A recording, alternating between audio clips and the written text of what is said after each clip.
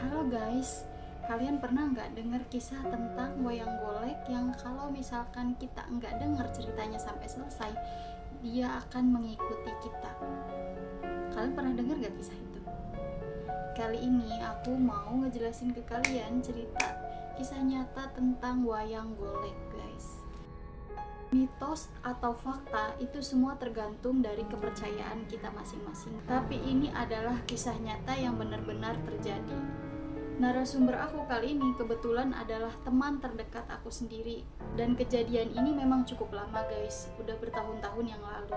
Kalian pernah dengar gak sih istilah ngaruat? Ini tuh istilah orang Banten. Ngaruat itu adalah semacam pesta laut guys, yang biasanya diadakan tiap tahun. Setelah acara ngaruat itu biasanya akan diadakan sebuah acara, yaitu wayang golek. Biasanya wayang golek itu dimulai dari malam hari sampai subuh atau sampai esok harinya, esok pagi kayak gitu. Sebelum acara wayang golek dimulai, biasanya dalang atau pembawa acara akan membunyikan gong sambil berkata, kalau dalam istilah Sunda itu kayak gini guys kata-katanya. Lamun rek balik gera balik, lamun nu sare hudangkeun, lamun nu rek nonton kudu nyampe angges ulah ditinggalkeun sare. Jadi kata-katanya tuh kayak gini guys. Kalau ada yang mau pulang, silahkan pulang dari sekarang. Kalau yang lagi tidur, bangunin. Kalau yang mau nonton, kamu harus nonton sampai selesai, jangan sampai nonton di tengah jalan kayak gitu. Pokoknya harus nonton. Kalau bener-bener kalian mau nonton, harus ditonton sampai acaranya benar-benar selesai dan ceritanya itu selesai. Tapi kali ini narasumber kita ini kita sebut saja namanya Andri. Si Andri ini guys, awalnya dia mau nonton karena penasaran. Tapi tiba-tiba di tengah pertunjukan si Andri ini merasa mengantuk guys. Dia ingin segera pulang ke rumah. Cuman ada salah satu teman si Andri ini bilang ke si Andri dan juga mengingatkan, ini acaranya belum selesai, pertunjukannya masih lama, kalau kamu pulang, ya begitulah guys, seperti yang kita jelaskan di awal. Kalau misalkan kamu gak nonton sampai selesai, ini acaranya masih lama, kamu akan diikuti oleh wayang ini. Tapi si Andri yang udah, istilahnya tuh si Andri ini orangnya bodo amat lah gitu, gue udah ngantuk pengen tidur kayak gitu kan, pengen balik lah gitu cepet-cepet kayak gitu guys. Karena temennya ini udah capek ngomong, si Andri ini juga nggak gubris, ya udahlah kata temennya, ya udahlah lu kalau mau balik baliklah gitu istilahnya guys. Ya udahlah si Andri yang udah nggak kuat ngantuk ini akhirnya memutuskan untuk pergi dari pertunjukan yang belum selesai itu guys. Nah singkat ceritanya si Andri ini akhirnya pulang ke rumah.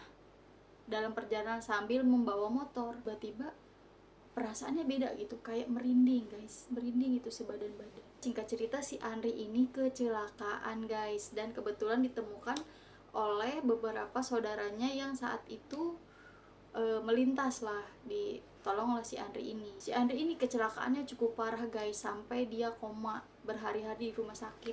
Kecelakaannya itu dia nabrak tembok pembatas jalan. Pas si Andri ini baru sadar dari komanya di rumah sakit, tiba-tiba si Andri ini teriak-teriak histeris guys, seperti orang ketakutan. Kayak gitu lah pokoknya istilahnya, dia teriak-teriak histeris, bener-bener merasa ketakutan. Keluarganya heran dong guys, kok Andri ini baru sadar, tiba-tiba kok keadaannya jadi seperti ini gitu. Akhirnya keluarga dan juga dokter menenangkanlah si Andri ini. Kamu kenapa gitu kan, ditenangkan dulu. Setelah itu barulah ditanya, kamu kenapa gitu. Lalu diceritain lah sama si Andri ini guys, bahwa saat dia sedang mengendarai motor, pengakuan dari saudaranya yang ada di tempat kejadian itu bilang bahwa si Andri ini awalnya bawa motornya pelan-pelan, tapi tiba-tiba aja dia bawa motornya ngegas bener-bener kenceng sampai akhirnya nubruk atau menabrak tembok pembatas jalan. Dan saat itu diceritain lah sama si Andri, dalam penglihatan si Andri kala itu saat sedang berada di perjalanan, katanya ada sosok makhluk hitam yang besar yang menghalangi pandangan dia guys, dan kemudian menghantam si Andri. Jadi makhluk hitam itu menutupi si Andri dan kemudian menghantam si Andri, sehingga si Andri ini kehilangan keseimbangan dan akhirnya menabrak tembok pembatas jalan, sampai akhirnya si Andri ini tidak sadarkan diri. Tapi untuk selebihnya wallahu alam, ini semua tergantung kepercayaan masing-masing guys. Tapi yang aku ceritakan ini adalah kisah nyata Untuk kalian yang percaya mitos atau fakta, itu tergantung kepercayaan masing-masing ya guys. Terima kasih banyak buat kalian yang telah menonton videoku. Jangan lupa like, komen, dan subscribe buat kalian yang telah menyukai videoku. Terima kasih banyak guys, bye bye.